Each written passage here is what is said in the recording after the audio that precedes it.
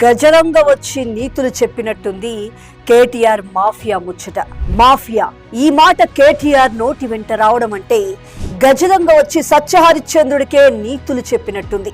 10 ఏళ్ల పాటు తెలంగాణను గడీల రాజ్యంగా మార్చి రాష్ట్రాన్ని ఇష్టారాజ్యంగా అడ్డంగా లూటీ చేసిన కేటీఆర్ వ్యాఖ్యలు చూస్తుంటే గుమ్మడికాయల దొంగే భుజాలు తడుముకున్నట్టుంది.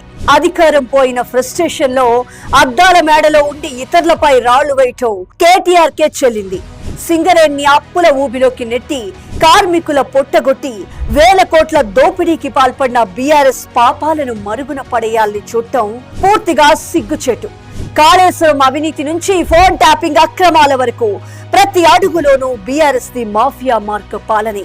గడిల్లో బందీ అయిన తెలంగాణను విడిపించి ప్రజలకు అధికారం ఇస్తుంటే తట్టుకోలేక చేస్తున్న విష ప్రచారాలు ఎవరి కోసమో కేటీఆర్ కే తెలియాలి. తప్పులు చేసి అబద్ధపు వేషాలతో తప్పించుకోవాలని చూస్తే చరిత్ర ఎప్పటికీ క్షమించదు. మీ డొల్లతనం, మీ అసలు రంగు తెలంగాణ ప్రజలకు ఎప్పుడో తెలిసిపోయింది. ఇక్కడైనా మీ డ్రామాలు కట్టి పెట్టండి.